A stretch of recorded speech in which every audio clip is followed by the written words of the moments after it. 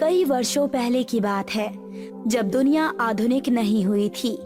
ऐसे ही समय में रहने वाला एक व्यक्ति संदेश एक बैलगाड़ी में अपने गांव मंदराचल लौट रहा था।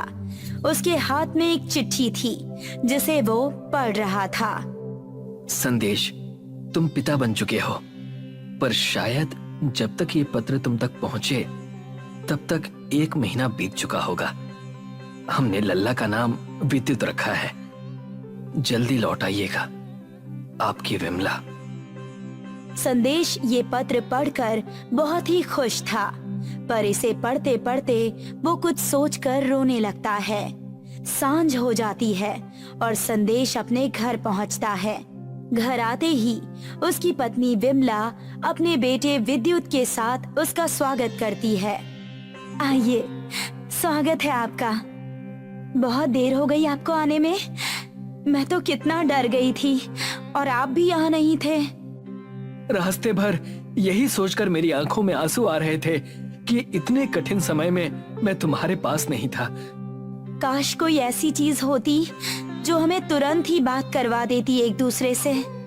तुम्हारे दुख सुख में साथ ना रह पाया और आया भी तो इतनी देर बाद। इतना कहते ही संदेश की आंखों में आंसू आ गए। अरे आप रोइए मत, इसमें आपकी कोई गलती नहीं है। ये तो बस ऐसे ही, कोई बात नहीं। इस विषय में मैं जरूर कुछ करूंगा। कुछ ऐसा बनाऊंगा जो हमारी तुरंत के तुरंत बात करा दे। जी, आप जरूर कुछ बना लेंगे, मुझे भरोसा है आप पर। रात बीत गई और अगले दिन गांव के कुछ पेड़ों के पास संदेश एक चित्र बना रहा था। संदेश को व्यस्त देखकर एक बाबा संदेश के पास आते हैं। इस किताब में क्या चित्र बना रहे हो बेटा? संदेश उन बाबा को लकड़ी से बने एक छोटे से डिब्बे का चित्र दिखाता है। मैं एक यंत्र बनाने की सोच रहा था, इन खास पेड़ों से, जो हमें कितनी भी दूर होने पर एक दूसरे से बात करने में मदद कर सके। अरे वाह, पर इसे बनाओगे कैसे?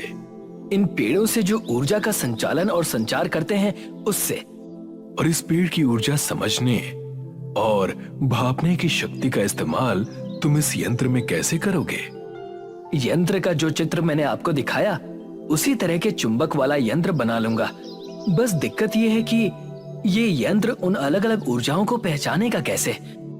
ध्यान से सुनो बेटा, शायद इससे तुम्हारी योजना फलित हो जाएगी। बाबा ने संदेश को पूरी बात बताई। संदेश को मानो उसका जवाब मिल गया हो।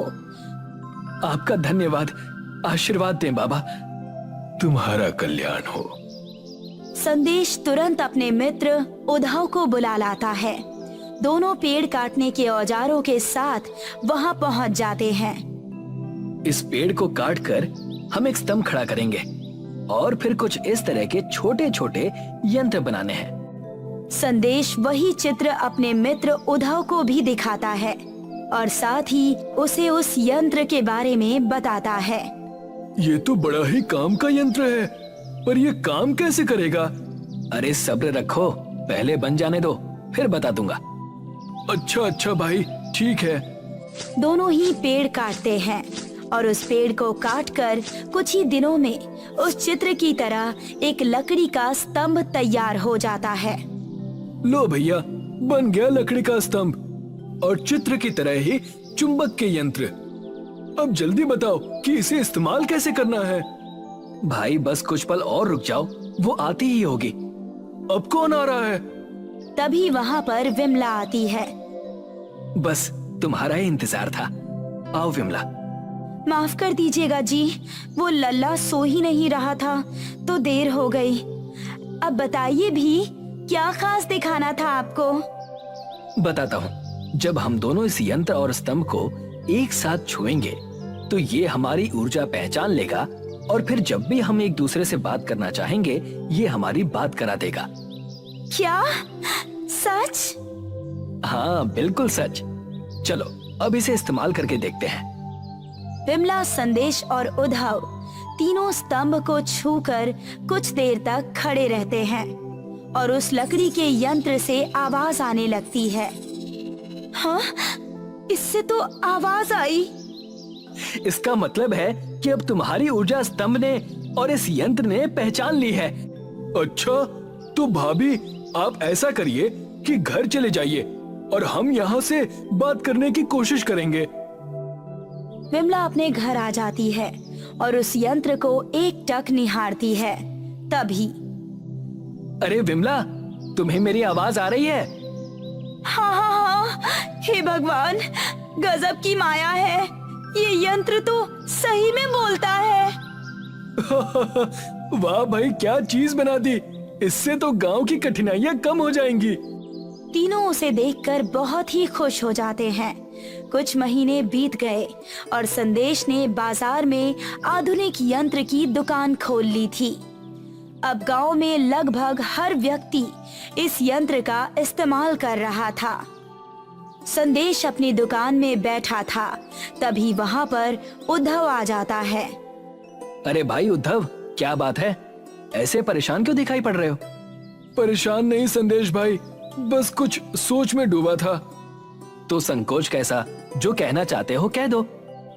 बात यह है संदेश कि बगल के गांव के मुखिया मेरे घर आए थे और मैंने उन्हें इस यंत्र के बारे में सब बता दिया और अब वो तुमसे ये खरीदना चाहते हैं।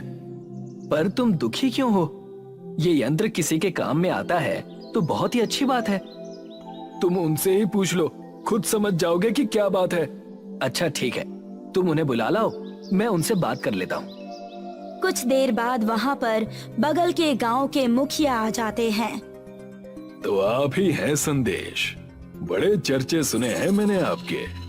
उद्धव ने कहा कि आप मुझसे यंत्र के बारे में कुछ बात करना चाहते हैं। सीधे मुद्दे पर आता हूँ। तुम इस यंत्र को बनाने का तरीका मुझे दे दो, हम इससे काफी पैसे कमा लेंगे। और ये पेड़ जो बस तुम्हारे गांव में उगते हैं, उन जमीनों को मुझसे बांट लो, तुम्हें मोटी रकम दूंगा इसकी। मुखिया जी, मुझे दो चीजें बताइए। यदि सोने का दाम 0 हो जाए या इतना बढ़ जाए कि 10 गांव का धन भी पर्याप्त ना पड़े, तो इन दोनों स्थितियों में क्या होगा?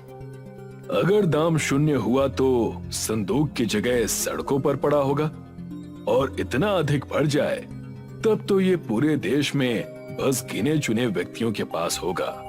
बिल्कुल सटीक। और मेरे लिए वो सोना ये यंत्र है जिसे मैं सबके पास पहुंचाना चाहता हूं। तो इसकी कीमत कितनी रखनी है और पेड़ों का इस्तेमाल कैसे करना है, ये दोनों ही चीजें मैं आपके हाथ में नहीं छोड़ सकता। आम लोगों के पास ये होना भी नहीं चाहिए। तुम मेरे साथ मिल जाओ, तुम्हारे हाथ कुछ मूल्यवान लगा है और इसका भेद उन चमत्कारी पेड़ों में है।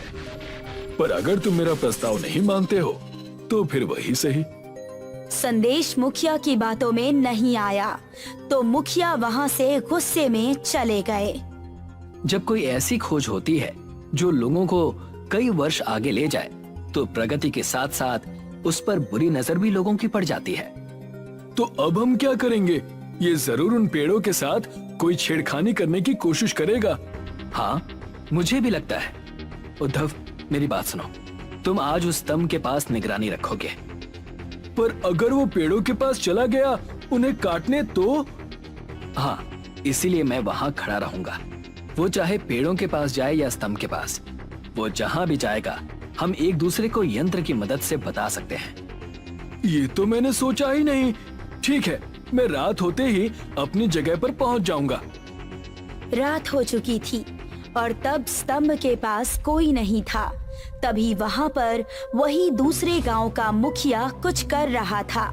उद्धव ये सब कुछ एक पेड़ के पीछे से छिपकर देख रहा था। वो तुरंत संदेश से लकड़ी के यंत्र पर बात करने लगता है। संदेश, वो यहाँ आया है स्तंभ के पास। जल्दी आओ वरना वो स्तंभ को काटने लगेगा। बस अभी आया भाई। मुखिया स्तंभ के ऊपर कुल्हाड़ी जैसे ही चलाने जाता है, दोनों दोस्त उसे पकड़ लेते हैं और एक रस्सी से बांध देते हैं। आपको मैंने मना किया था कि आप इस यंत्र और गांव के मामले में हस्तक्षेप ना करें। पर तुम्हें यह पता कैसे चला कि मैं यहाँ हूँ या मैं कुछ ऐसा करने वाला हूँ? इसी यंत्र की मदद से और आपकी बातें जो लालच से भरी थी, उन्हें सुनने के बाद इसका अनुमान लगाना कोई बहुत मुश्किल काम नहीं था। तो अब तुम क्या करोगे? मुझे यूं ही इसी तरह से बंदी बनाकर रखोगे? जब तक आपके गांव से कोई यहाँ आता नहीं, तब तक आप यहीं बंद रहेंगे। पर मैं जब यहाँ से निकलूंगा तो फिर वही प्रयास करूंगा। इस यंत्र का पूरा इस्तेमाल करो और खूब पैसे कमाओ। आखिर इन छोटे लोगों को इस यंत्र को देकर क्या फायदा? बहुत पहुंच है मेरी, इतने पैसे होंगे जितने की तुम सोच भी नहीं सकते। अब भी समय है, मुझसे हाथ मिला लो। ठीक है, ठीक है, बहुत बकवास कर लिया आपने। अब आप मेरे घर के पास ही बंद रहेंगे और जब इस विषय में सोचेंगे तब अपने आप अकल आ जाएगी आपको। मुखिया को कैद रखा गया। एक दिन मुखिया के नाम का पत्र आया। संदेश और उद्धव वहीं पिंजरे के सामने वो पत्र पढ़ने लगे। मुखिया जी, ये पत्र बहुत ही दुखद जान पड़ता है। क्या? पढ़ो इसे, इसमें क्या लिखा है बताओ मुझे। आप खुद ही पढ़ लीजिए। भाई मैं पढ़ना लिखना नहीं जानता, बस अंगूठा लगाता हूँ। इसे कृपया पढ़ लो। जी, जैसी आपकी इच्छा। पत्र में लिखा है कि मैं मंगरू। मुखिया जी, मैं ये पत्र बस ये सूचित करने के लिए लिख रहा हूँ कि आपके सारे खेत जल चुके हैं। आप जल्द से जल्द लौट आइए। हे राम, अब मैं क्या करूं? काश मैं यहाँ चोरी करने की जगह अपने गांव में होता तो अपने परिवार को संभाल पाता। अब मैं क्या करूं? इसीलिए मैं चाहता था कि मुखिया जी आप ये पत्र स्वयं पढ़ें और कम से कम अब आप समझ पा रहे होंगे कि मैं हर इंसान के हाथ में ये यंत्र क्यों पहुंचाना चाहता हूँ। मुखिया का सिर दुख और शर्म के भार से नीचे हो गया। संदेश का रास्ता अब सुगम हो गया था और धीरे धीरे उसने अपने इस यंत्र को गांव से राज्य और राज्य से देश भर में प्रचलित कर दिया।